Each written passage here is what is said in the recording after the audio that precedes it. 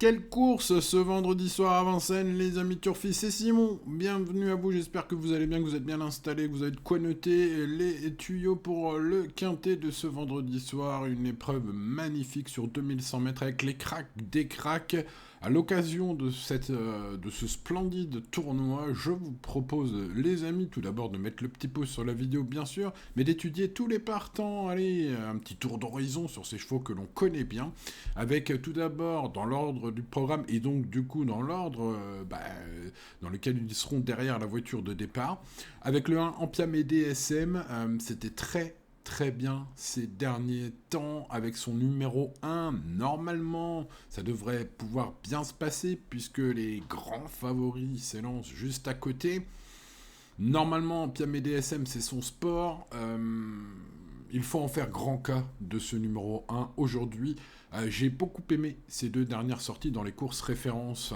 Le numéro 2, Gone Boy, c'est de toute beauté. Il vient de s'imposer, il est en forme et surtout, il est déféré des 4. Rappelez-vous, il n'a été déféré des 4 que 2 fois. C'était pour le prix d'Amérique. On se souvient tous de sa fin de course éblouissante ce jour-là. Et puis le coup d'après où il a très bien couru deuxième. Bref. Oh là là, c'est de toute beauté, Coin Boy, ce numéro 2, c'est solide. Hein. Le numéro 3, Idaho Tillard, il est allégé en ferrure, pour la deuxième fois simplement de sa carrière. On peut donc en espérer une grande performance, comme l'avant-dernière fois. Idaho Tillard, le tenant du titre de l'Amérique, évidemment, sera le grand favori, et c'est logique. Le numéro 4, Burrups Victory, nous arrive de Suède où il a affolé les chronos, même s'il a été battu par Francesco Zet en dernier lieu. Il est mieux placé aujourd'hui que Francesco Zet qui portera le 12. Je pense donc du coup que ce numéro 4 mérite le grand respect. Le numéro 5, Elvis du Vallon, est un super cheval. Malheureusement, dans ce genre de lot, il est souvent 6ème. Alors, il faudra 2-3 défaillances pour qu'Elvis du Vallon se glisse à l'arrivée. Ce numéro 5, voilà, je ne vais pas le rayer évidemment, puisque il fait toutes ses courses, il ne sait que trotter et bénéficie de la drift de David Thomas, mais franchement, ça paraît compliqué, sauf défaillance bien sûr. Le numéro 6, Gagné de Banville aussi, avec sa position à l'extérieur, malgré la maestria du patron Jean-Michel Bazir en manette de ce numéro 6. Et même s'il est très à l'aise sur ce parcours, Ganet Banville sera surveillé pour les accessites, même s'il n'a pas de marge face à l'élite du trot international aujourd'hui. Le numéro 7, Emeraude de Bay, malgré sa grande classe, Emeraude de Bay n'a toujours pas gagné son groupe 1. C'est fou quand même. Cette jument de 10 ans mériterait, évidemment, de son titre de gloire, même si elle en a plein au niveau groupe 2. C'est quand même une injustice sportivement parlant pour ce numéro 7, Emeraude de Belle. À 10 ans, c'est le moment ou jamais, j'ai envie de dire. Bon, alors là, évidemment, c'est son numéro 7 qui me chafouine. Franchement, alors le numéro 1... à côté de Goen Boy et Idaho Tillard, elle aurait pu prendre leur dos en début de course.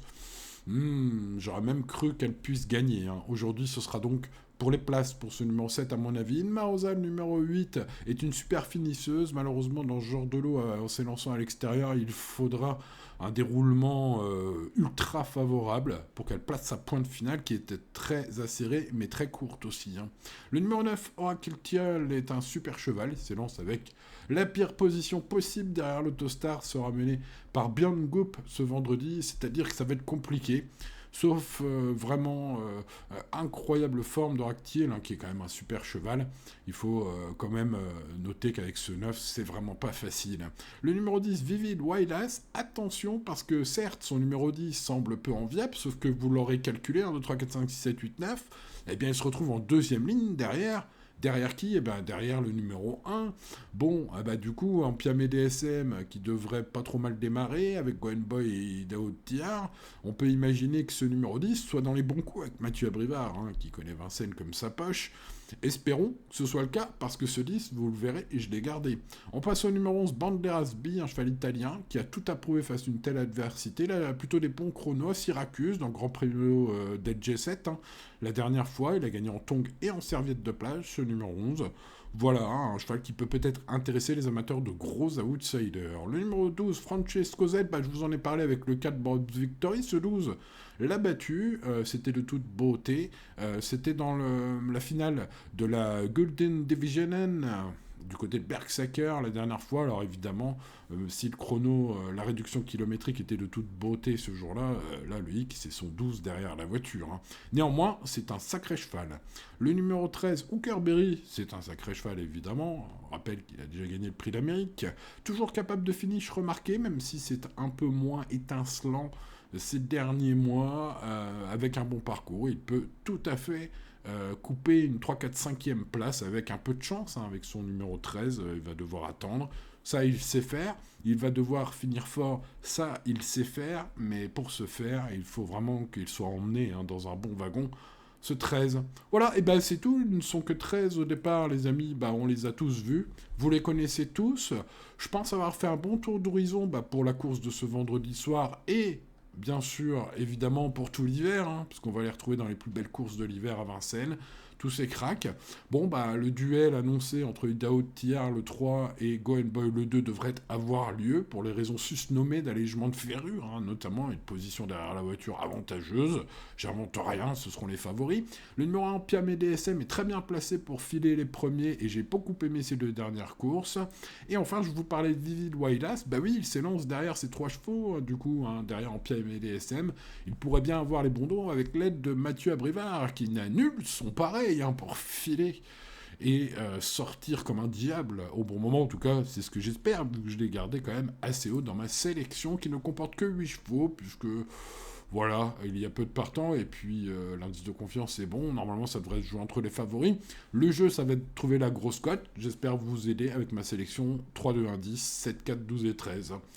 Voilà, allez, on reste raisonnable, les amis, turfistes, comme tous les jours, pour le quintet de ce vendredi soir à Vincennes. Je croise les doigts, j'espère que vous aurez la bonne combinaison. Donc, je vous souhaite bonne chance, et je vous dis à demain pour de nouvelles aventures, tout simplement. Allez, les amis turfistes, ciao, ciao.